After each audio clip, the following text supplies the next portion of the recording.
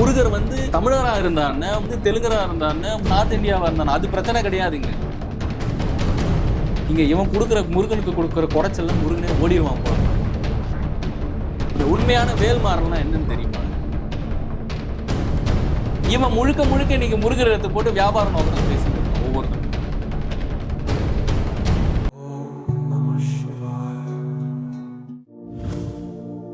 Recent டேஸா பாத்தீங்கன்னா முருகரை பத்தி அதிகமா பேசிக்கிட்டு இருக்காங்க. இன்னொருத்தர் என்னடான்னா முருகர் வந்து என்னுடைய முன்னோர் என்றார். இன்னொருத்தர் என்னடான்னா முருகர் வந்து கடவுள் என்றார். இன்னொருத்தர் முருகர் கடவுளே இல்லைன்றார்.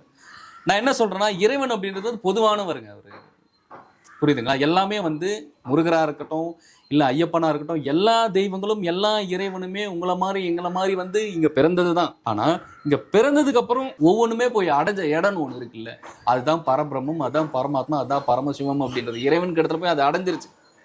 அதை வந்ததுக்கு உண்டான வேலையை அதை பார்த்துட்டு கரெக்டா போயிருச்சு. இவன் முழுக்க முழுக்க இன்னைக்கு முருகர் எடுத்து போட்டு வியாபார நோக்கத்துல பேசிட்டு இருக்கான் ஒவ்வொருத்தனுமே.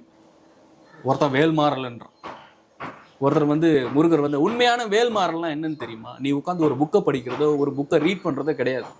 அது கிடையாது. வேல்மாறல் என்பது ஒவ்வொருத்தருக்குள்ளார நடக்கக்கூடிய ஒரு விஷயம். அந்த வேல் அப்படிங்கிறது ஒவ்வொருத்தருடைய எண்ணங்களை உடைக்கிறது, ஒவ்வொருத்தருடைய எண்ணங்களை மாத்திரம் தான் அந்த வேலோட சக்தி. அதி அற்புதமான சக்தி அது. சரிங்களா? அது ஒரு நிலை அது. ஆனா இங்க இவன் கொடுக்குற முருகனுக்கு கொடுக்குற குடைச்சல்ல முருகனே ஓடிடுவான் போல பாவம். ஏன்னா இங்க நீங்க நல்லா புரிஞ்சுக்கணும், முருகர் வந்து தமிழரா இருந்தான்னு, முருகர் வந்து தெலுங்கரா இருந்தான்னு, முருகர் வந்து நார்த் இந்தியாவா இருந்தான்னு அது பிரச்சனை கிடையாதுங்க. எல்லாருக்குமே பஞ்சபூதங்கள் அப்படின்றது ஒண்ணுதான். நீயும் உனக்கும் அந்த நெருப்பு தான் பயன்படுது, எனக்கும் அந்த நெருப்பு தான் பயன்படுது. நீயும் அந்த தண்ணியை தான் குடிக்கிற, நானும் அந்த தண்ணியை தான் குடிக்கிறேன். நீ இங்க உட்காந்துருக்க, அமெரிக்கால இருக்கிறவனுக்கு அந்த பஞ்சபூதங்களுடைய கொள்கை தானே, அவனுக்கு அந்த தத்துவம் தானே இல்லையா? கரெக்டா. அவன் நெருப்பு இல்லாம வேற எதனா யூஸ் பண்றானா என்ன? அப்ப எல்லாருக்குமே அப்ப இறைவன் அப்படின்றதும் இந்த பஞ்சபூதங்கள் கிட்டதான் நம்ம ஒவ்வொருத்தருமே பிச்சை எடுத்து வாழ்ந்துன்னு இருக்கும். அவன் முருகன் வந்தான், அவனுடைய வேலையை இங்க செஞ்சான், அவன் சரியா போய் எங்க சேரணுமோ அங்க போய் சேர்ந்துட்டான், அருள் உலகத்துக்கு போயிட்டான். அவர் அங்கிருந்து அருள் பாவிக்கிறாரு. கரெக்ட் தானே? இதுல முருகர் எதுவா இருந்தா என்ன, எதுவா இருந்தா என்ன? முதல்ல முருகர் வந்து ஒரு ஆற்றல், அது இறைவனை சென்று அடைஞ்சிருச்சு. அது அங்கிருந்து அருள் பாவிக்கும். அந்த அருளை தான் நம்ம ஒவ்வொருத்தருமே இங்க வாழ்ந்துகிட்டு இருக்கோம். நீ முருகன் கிட்ட அருளை தான் எடுக்கணுமே ஒழிய முருகர் வந்து வேற்று மனிதர் அதெல்லாம் இங்க விஷயமே கிடையாது. அதெல்லாம் விஷயமே கிடையாது. எல்லாருமே இந்த பஞ்சபூதத்துக்கிட்ட பிச்சை எடுக்கிறவங்க தான். பஞ்சபூதங்களுடைய சக்தியும் பஞ்சபூதங்கள் கிட்ட இருந்து கொடுக்கக்கூடிய அந்த ஒரு சில விஷயங்களை வச்சுதான் நம்ம இங்க ஒவ்வொருத்தருமே வாழ்ந்துகிட்டு இருக்கோம், ஒவ்வொருத்தரும் நகர்ந்துகிட்டு இருக்கோம். ஸோ முருகரும் இறைவனை போய் சென்றடைஞ்சு, அதாவது சிவத்துல போய் ஐக்கியமாயிட்டாரு. சிவனும் முருகனும் வேற வேற கிடையாது, ரெண்டுமே ஒண்ணுதான். அப்ப சிவனோட புள்ளதான் முருகன் சொல்லிட்டு நான் இது ஒரு வீடியோல சொல்லியிருப்பேன். முருகர் வந்து முழுக்க முழுக்க சிவனுடைய சீடருங்க, முதன்மை சீடர். அவர் முதல்ல ஞானமும் முக்தியும் அடைந்தது யார் என்றால் அவர் முருகர் தான். அந்த வழியா தோன்றி வந்தவங்க தான் மற்ற மகான்கள், மற்ற ஞானியர்கள் எல்லாம். ஸோ முருகர் என்ன பண்ணார்? தவம் செஞ்சார், தியானம் செஞ்சார். நீ அவர்கிட்ட அருள் எடுக்கிறன்னா முருகனை நீ பக்தியா வேண்டும்னா உருக நீ பக்தியா வேண்டும் போது முருகனுடைய அருள் கிடைக்கும்.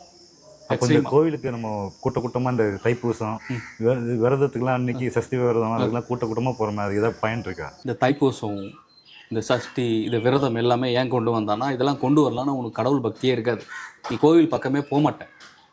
அப்போ இது எல்லாமே இந்த ஹிந்து மதத்தை பொறுத்த வரைக்கும் ஒரு அற்புதம் இருக்குங்க. உங்களுக்கு ஒரு வருஷத்துல 365 நாள், அந்த 365 நாளுமே எந்த மதத்துலையுமே இல்லாத ஒரு சிறப்பும் ஒரு ஸ்பெஷலான ஒரு விஷயம் என்னன்னா ஹிந்து மதத்துல இருக்கும். ஒவ்வொரு நாளும் உனக்கு கொண்டாட்டம் தான்.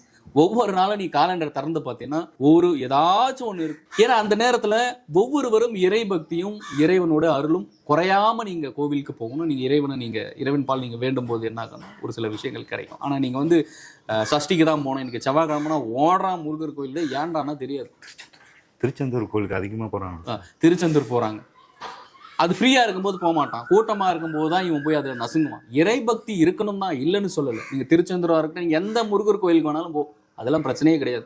ஆனா நீ செவ்வாய்க்கிழமை தான் போகணும், வெள்ளிக்கிழமை தான் முருகருக்கு பவர் இருக்குதுன்னா முருகர்னா பவர் செவ்வாய்க்கிழமை தான் வச்சுன்னு இருப்பாரா என்ன? எந்நேரமும் இறைவனுக்கு பவர் இருக்கு, எந்நேரமும் இறைவனுக்கு சக்தி இருக்குது. எல்லாமே அவருக்கு ஒளி சொரூபமாகவும் ஒளி ரூபமாய் அருட்பெரும் ஜோதியா இருக்கக்கூடிய இறைவனிடத்துல போய் சேர்ந்துருச்சு. அந்த ஆற்றல், அது பேராற்றல் ஆகி போச்சு முருகன் அப்படின்றது. அது எப்பவுமே இருக்கு. நீ எந்த இடத்துல நின்று நீங்க முருகான்ட்டு இறைவனை நாமத்தை நீ உச்சரிக்கும் போது உனக்கு அந்த சக்தி கிடைக்கும். ஆனா சரி செவ்வாய்க்கிழமை தான் கிடைக்கும், வெள்ளிக்கிழமை தான் அம்மனுக்கு பவர் இருக்கு அப்படின்னா என்ன, கடவுள் என்ன மத்தலாம் பவர் இல்லாமல் போயிருமா என்ன? இது மக்களுடைய அறியாமை. அப்பயே இந்த நாட்கள்லாம் குறிப்பிட்டு சொல்லியிருக்காங்க. இது செவ்வாய்க்கிழமை இந்த விரதம் இந்த தைப்பூசம் இதெல்லாம் ஏன் அந்த டைம் வச்சிருக்காங்க சார்? நீங்க ஒரு வாரம் ஃபுல்லாக்கா பாத்தீங்கன்னா இந்த விரதம் ஏன் கொண்டு வந்தோம்னா வாரம் ஃபுல்லா கண்டதை தின்னுருவாங்க, புரியுதுங்களா? அப்போ உடலுக்கு இங்க ஓய்வு தேவை, உடலுக்கும் மனதுக்கும் ஒரு ஆரோக்கியம் தேவைப்படுது.